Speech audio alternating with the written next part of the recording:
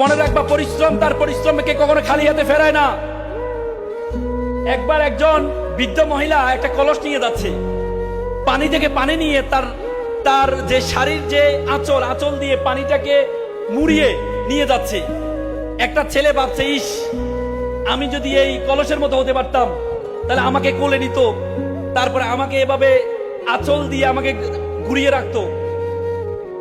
তখন সেই পাতিল বলে, সে কলস বলে, আমি তো একটা মাটির দলা ছিলাম, আমাকে মাটির দলাকে আমাকে চিবিয়ে আমাকে আগুনে ফেলে আমাকে অবয়ব দিয়ে আমাকে কলস বানানো হয়েছে, আমাকে আগুনে রাখা হয়েছে, আগুন থেকে উঠিয়ে আমাকে 30 দিন রোদে রাখা হয়েছে, রোদে রাখার পর তারপরে আমাকে বাজারে নেওয়া হয়েছে। বাজারে নেওয়ার পরে যিনি আমাকে কিনতে গিয়েছেন তিনি টকটক করে আমাকে দেখেছেন আমি মজবুত কিনা।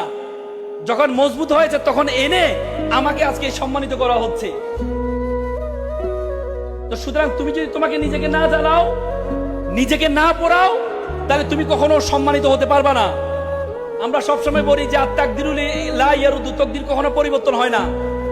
আমরা শুধু হাদিসটা পড়ি, কিন্তু আল্লাহ রাসূল বলেছেন মান জাদ্দা ওয়াজাদা, মানুষ যা চাইবে সে তা পাইবে। তুমি যতটুকু চাইবা ততটুকু পারবা। আল্লাহ তাআলা কোরআনে বলেছে ওয়ালাইসা লিল ইনসানু ইল্লা মা সা, মানুষ ততটুকুই পাবে যতটুকু সে চায়। তো সুতরাং তুমি তোমার চাওয়ারটা সর্বোচ্চ করতে হবে, নিজেকে পাতিলের মতো পোড়াইতে হবে, নিজেকে কষ্ট দিতে হবে। সেটা যদি দিতে পারো তাহলে তুমি সেভাবে সম্মানিত হবা। সর্বশেষ যেটি বলেছেন সেটি হচ্ছে রিড বুক, বই পড়তে হবে, বই পড়তে হবে। উপমহাদেশের সেরা কবি, আমরা এখন বর্তমানে বই পড়ি কিন্তু ফেসবুক পড়ি, বই পড়ি না, ঠিক কিনা? ফেসবুকের লোগোটা দেখছো এভাবে মাথার নিচে, যারা শুধু ফেসবুক এখন পড়বা তোমাদের মাথার নিচে থাকবে, কখনো উপরে উঠবে না। এই জন্য ফেসবুকে পড়া যাবে না, তোমাকে বই পড়তে হবে। আমি আর কথা বাড়াবো না। আমার মনে আছে আমি 2014 সালে ভারতের মধ্যপ্রদেশ ইন্দোরে, মধ্যপ্রদেশের রাজধানী ইন্দোরে গিয়েছিলাম একটা সাউথ এশিয়ান ডিবেট কম্পিটিশন অংশগ্রহণ করার জন্য। আসার পথে একটি মুম্বাইতে আমাদের ট্রানজিট ছিল, মুম্বাইতে একটা চিড়িয়াখানা দেখতে পেলাম, ডারউইন চিড়িয়াখানা।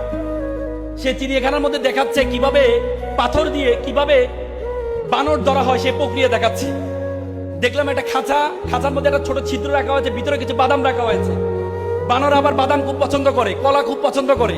সে কলা এবং বাদামটা নেওয়ার জন্য ভিতরে হাতটা দেয়, হাতটা সে বের করতে পারে না। কারণ কি, তার হাতে বাদামটা নেওয়ার কারণে হাতটা বড় হয়ে যায়। সে চাইলে এখান থেকে বের হতে পারে, কিভাবে? বাদামটা ছেড়ে দিলে, কিন্তু সে বাদামের লালসা ছাড়ে না। তোমাদের জীবনে অনেক বাদাম আছে। Adda is the one kind of badam, Facebook is the one kind of badam, gaming is the one kind of বাদাম।